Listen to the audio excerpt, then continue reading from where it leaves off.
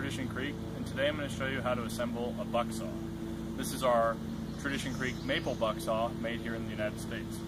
First, you want to remove it from the sheath.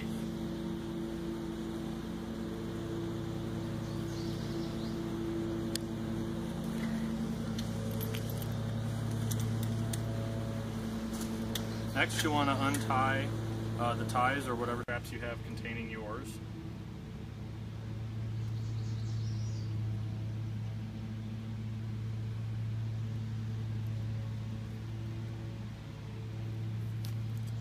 Remove your ridge bar and crossbar. Open the saw and the blade, specifically seated in the channels cut for it. Grab your crossbar.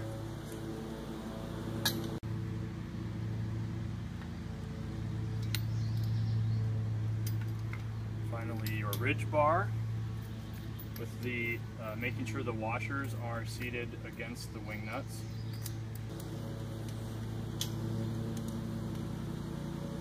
Seat the ridge bar on the top within the grooves. Tighten your wing nuts.